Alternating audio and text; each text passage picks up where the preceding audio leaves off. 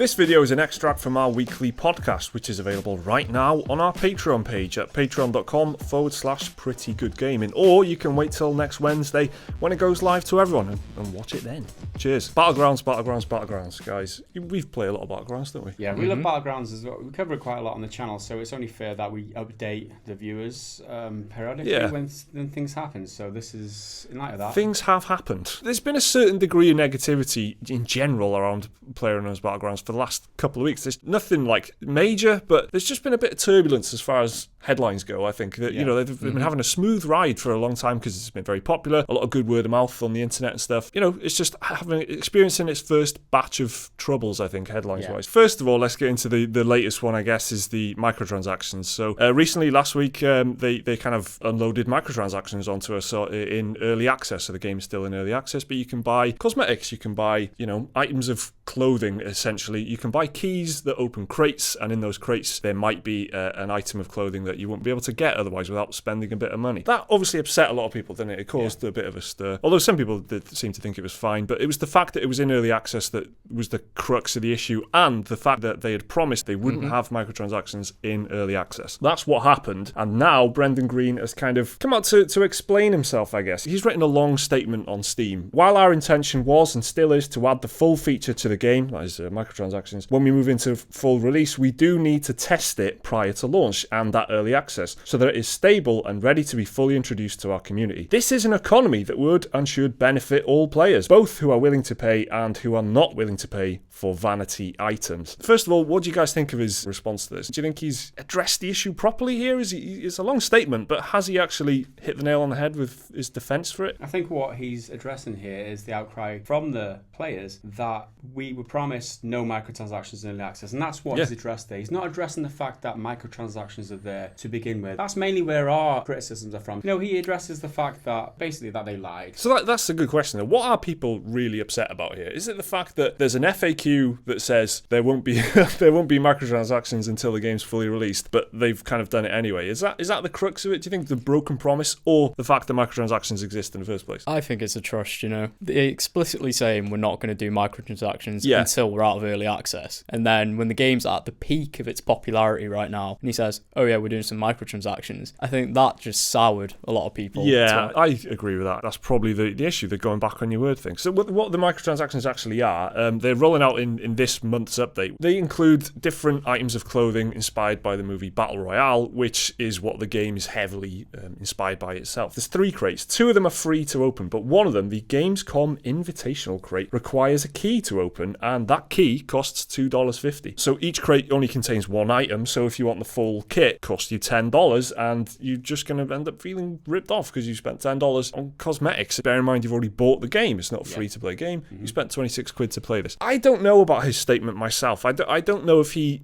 doesn't understand what people are upset about, or he's not willing to engage in the conversation. Maybe he doesn't want to acknowledge the fact that they said one thing and they're doing another. Do you think his point about the fact they want to test it first before putting it in the full game, do you think there's any validity to that? I think so. I think the thrust of the post, which is, by the way, is part of his monthly update. So this is the 4th monthly update since it was released 5 months ago, I guess. So, and before it goes into detail in the patch notes, he's addressing this criticism. So he didn't have to do this. He's just addressing this off his own back. It's not usual that anyone would do this, but he feels the need to address the community and trying to iron things out. But the main thrust of what he's saying is that the system needs to be tested before the full release, and I can see that, because if you are implementing a system where you're taking money off people, you don't want it to be up when it releases. That's the way that he does things. He wants to test everything before it goes into full release. So it kind of carries through with all the other things that he's been doing. Like vaulting, for example. We're going to have to wait another month for vaulting to make sure that it works properly. I think the fact that it's in early access, is shaky ground for sure, but the argument that he puts forward, you can't completely dismiss it. I think that what he's saying does actually hold a little bit of water. I agree. A lot of people might criticise them for what they're doing, how they're going about it, but if you're taking money off people, you've got to make sure that your system in place is legit and it stands up, because the worst thing in the world is taking money off people for a system that's broken. Yeah, I hate microtransactions, and the crime is already committed in my eyes by having them in the game in the first place. It doesn't make that much difference to me that they're putting a small amount of microtransactions in there right now to test. I guess that's where it's coming from. It's a complicated issue, isn't it, I suppose?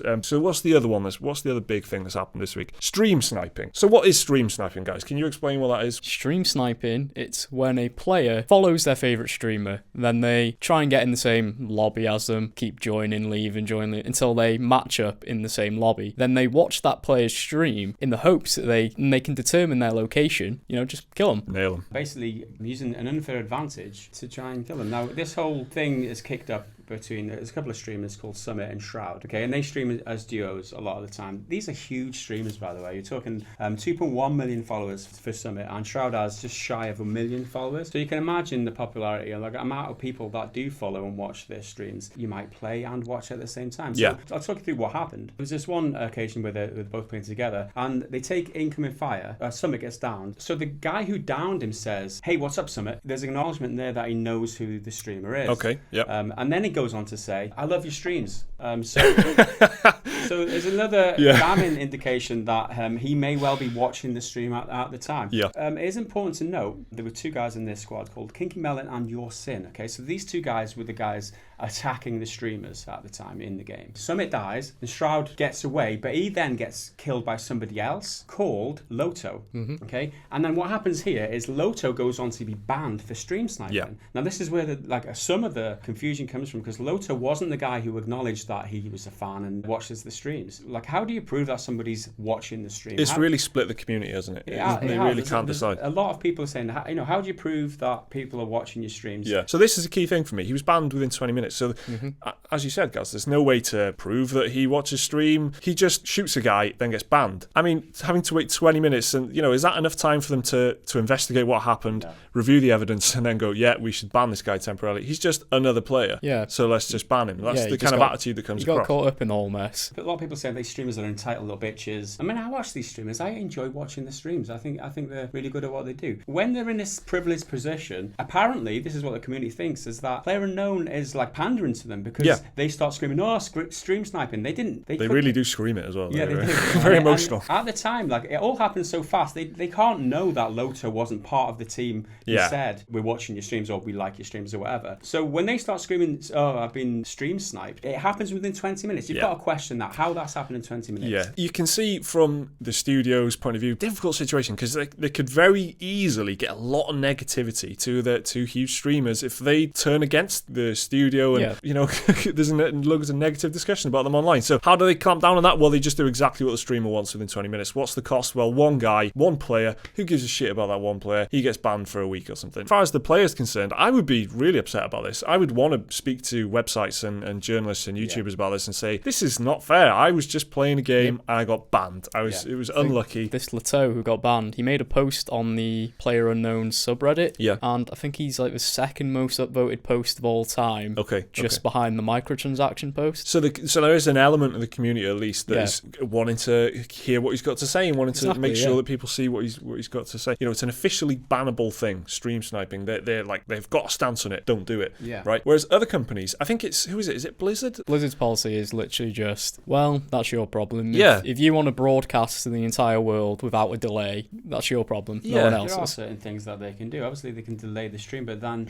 that affects their ability to engage with their viewers on the stream, because it's that back and forth that they have on the stream that makes streaming so fun, where they can answer questions. All right, it's a 20-30 second delay, but they can do it in reasonable time. If they delay their stream by 10 minutes or something, they don't get that interaction. The other thing that they can do is that they can obscure the mini-map on the right-hand side. That could help prevent it, and I know Summit doesn't do that. I think he should. A lot of streamers do. Yeah, that is the best solution for me, because it doesn't make it impossible. It still could happen, but a lot of Battlegrounds, the map is quite you've seen one building, you've seen 50 of them. There's a lot of uniformity to the map where it might be difficult to pinpoint where they are unless they're in some of the locations that are unique. There is a solution to this, absolutely. It's just a fascinating big issue about a game where there's a debate around it. Communities are divided over it.